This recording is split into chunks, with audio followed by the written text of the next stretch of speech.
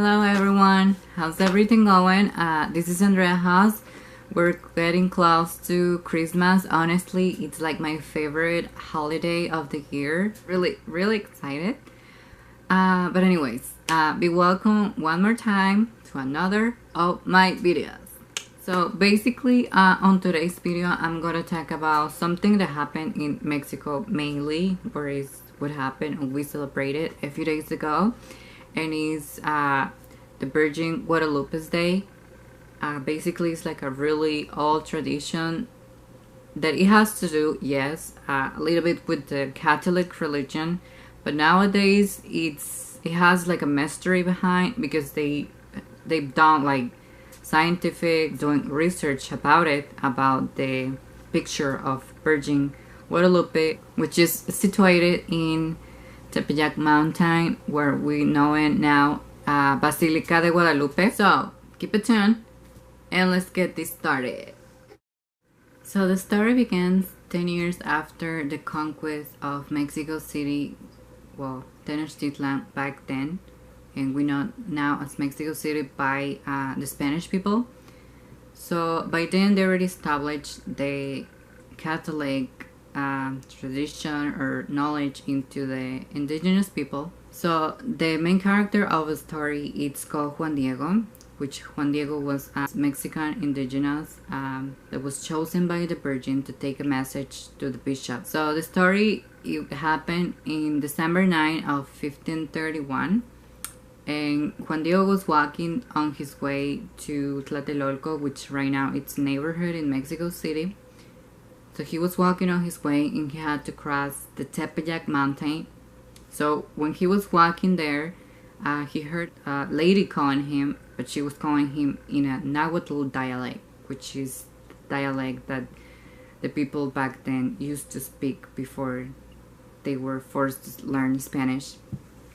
So she basically asked him to take a message to the bishop in the city, which basically was Juan de Zumanaga, which actually he was the first bishop in Mexico. And she told him to take a message and tell the bishop to build a temple, a holy house for her on the top of the Tepeyac Mountain. He went, tried to take the message. They basically blew him up, went back to the Virgin Mary, and he told her like to choose somebody else, like more important, not like a poor, obviously not noticeable indigenous. And she told Juan Diego that he was the chosen, that she trusts him. And anyways, he went back. He talked finally with the bishop, and the bishop Juan de Zumanaga told him that he couldn't believe his story, and he basically needed a physical proof of what he was saying. I mean, it was kind of like contradicted, on my opinion, what the church always tells you, like, oh, you gotta believe in miracles, God, and the divine, and all the kind of things. But for that things, like, they don't really believe in any facts. So Juan Diego went back to see the Virgin and told her that basically they needed a physical proof for they could believe him, that the Lady of the Skies was sending him. So she told him to go back the next day and she was gonna give him the proof. But he didn't went back because he was looking for a priest, somebody that could help him, because his uncle was ill, was really sick. So he didn't attend, but he was willing to go the day after to see her. He was on his way to his house and she appeared and she asked him, like, she noticed that he was feeling concerned, that he was worried that what was going on. And he told her basically his uncle, his family was ill and he was really worried about him. She told him, like, am I not your mother, and I'm here to protect you? She told him, like, don't worry, your uncle is already healed. She asked him to go the next day in the morning to pick up some Castilla flowers on the Tepeyac Mountain and go to see her, which for this fact, the Castilla flowers were impossible to grow in the Tepeyac Mountain, and basically any kind of roses, flowers, or plant, because the gravel, all the conditions in the Tepeyac Mountain was impossible to grow. So he picked up the flowers, he put it on his vest, which the vest that the indigenous used to wear back then, they made them themselves. They made it from the maguey fibers, which maguey right now they use it to make tequila. But before, the fibers of maguey, they use them to make their vests and like their clothing. So he went to see Virgin Mary. She kind of like fixed them a little bit and touched them, and she told him, this is a proof. Take these flowers, throw them into the floor in front of the bishop, and this is the proof they will need. So he went back to see the bishop, and when he was right there in front of him, he pulled down his vest, throwing the flowers into the floor, and the painting of the Virgin Guadalupe appeared on the center of his vest. So that's the story behind the painting of the Virgin Guadalupe, which right now is hanging in the Basilica de Guadalupe in Mexico City. And right now we're gonna go to more beyond facts and kind of like controversy, exams and investigation and research that they've been doing about this fest.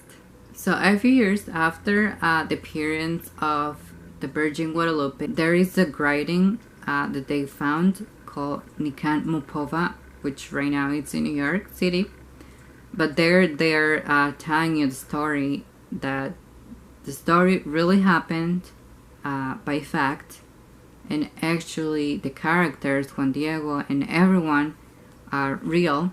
Another fact that they've been analyzing is why the original picture haven't been degraded or thrown down or damaged by the time, because we're talking about this happening in 1531 and the original painting is still hanging in the Basilica de Guadalupe. The famous painter of back then, they made a replica of with the same conditions, and they hang it a few miles away from the original is, and 20 years later it was done. In another point, they've been analyzing details of the painting. For example, if they get close to the eyes, you can see a reflection on Mary's eyes, and they actually can see like shadows. Those people, you can see the monks, you can see Juan Diego itself, you can see the bishop. Another thing they to analyze is her mantle to start the color, because back into the Nahuatl, the color that she's wearing on her mantle means royalty. So that means that she was like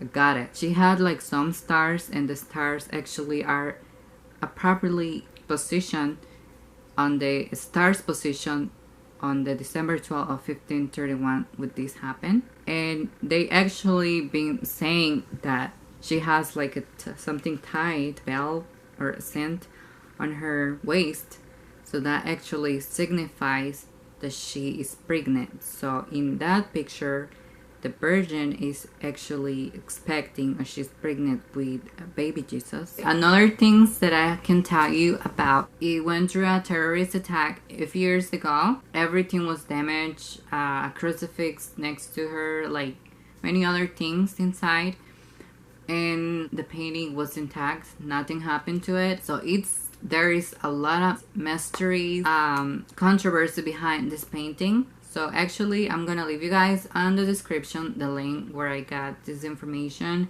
And there is, if you look it up and do your research, you're gonna find a lot of documentaries. And well, that's it for today. I'm gonna leave you here too. You can find me on Facebook, Instagram, Twitter, and here on my YouTube channel, Andrea Haas. So you can follow me, or you can actually like my page. You can watch my other videos. And if you can give me a like, a thumbs up in this video, for we can keep improving and growing up. And well, thank you so much guys for watching. See you on the next one. Hasta la bye bye.